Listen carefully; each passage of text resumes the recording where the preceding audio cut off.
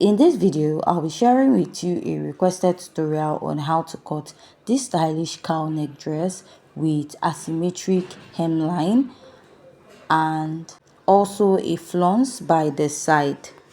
So to start drafting out, I've marked out all the basic measurements I need. So for this pattern, need your shoulder to bust line, your shoulder to under bust line, your shoulder to waistline, your hip point, then your gown length. So for this pattern, you actually have to draft it out on a pattern paper before transferring to fabric.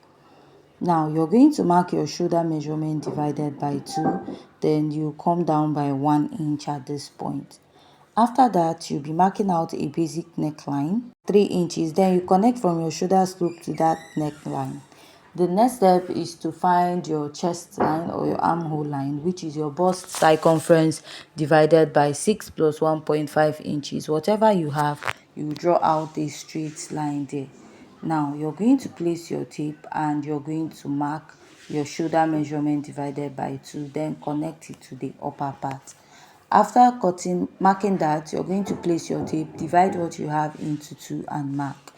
Come out by ½ inch, place your tape and mark your bust measurement divided by 4. Now you connect this to the upper part and then connect to the other side, that is to your bust measurement divided by 4. The next step you need to take is to insert your measurement. But first, mark out a basic neckline of 3 inches and you go ahead to connect. Now, let's insert the body measurement. On your bust line, you're going to mark your bust measurement divided by 4, add 1 inch for stitching allowance. Mark your under bust measurement divided by 4, add your stitching allowance. Mark your waist measurement divided by 4, add your stitching allowance. For this dress, you don't need a zipper. You are going to use a very stretchy fabric to make that. Now, towards the hip point, you're going to mark your hip measurement divided by 4, then you add your sewing allowance. Now, after you're done doing that, you go down, whatever you have on the hip, minus 2 inches from it. Let's say your hip measurement plus your sewing allowance is 10, you minus 2 inches from it, which will give you 8 inches and you will mark.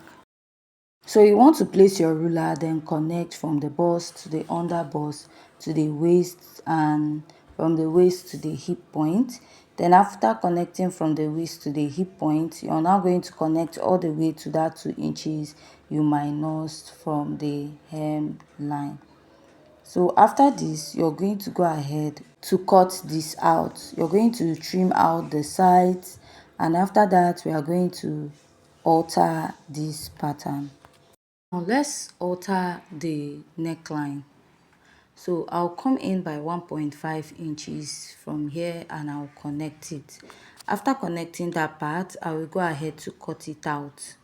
Then after cutting it out, we are still going to create the cowl neck effect. So if you open it up, this is what you have. So to create the cowl neck effect, I will come down by 1 inch from my bust because that is where the neckline is dropping towards. So I'll just go ahead to open this up. Now, the more you open up or the more you slash and spread out, the more cowl neck effect you have, right?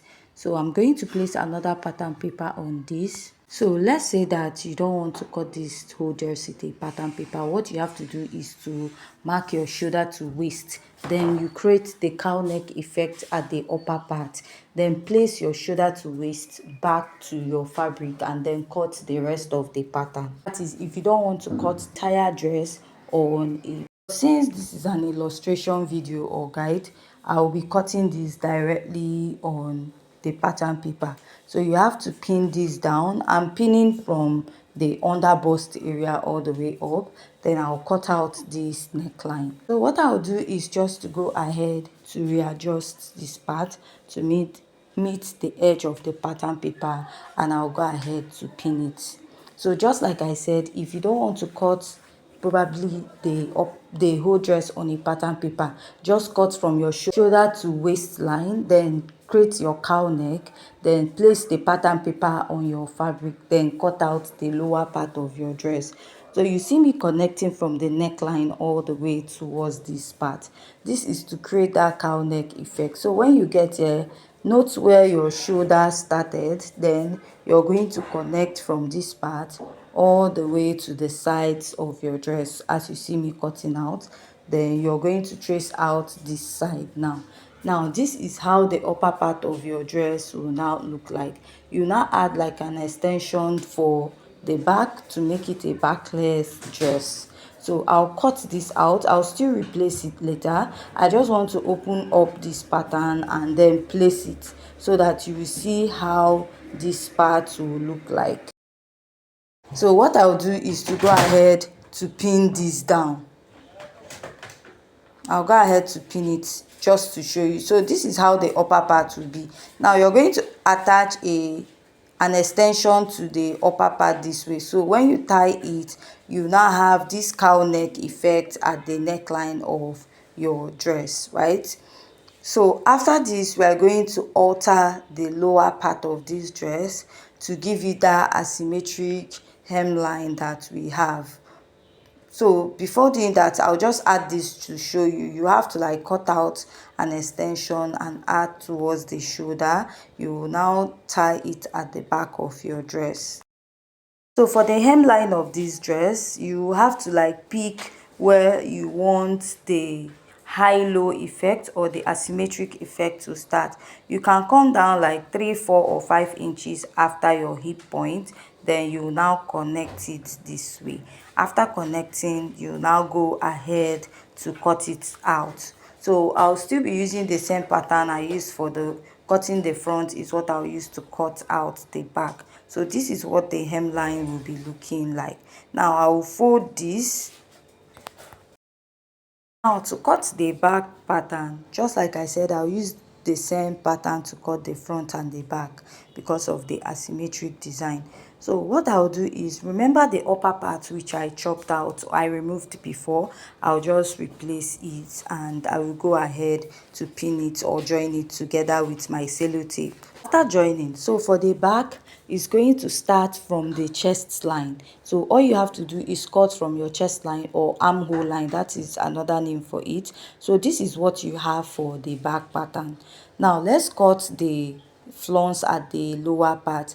Fold your pattern into two this way, your fabric rather, you'll be using your fabric, then fold it again. This is to create a center point. Now after creating that center point, you want to place your ruler and you're going to mark out a straight line on those lines.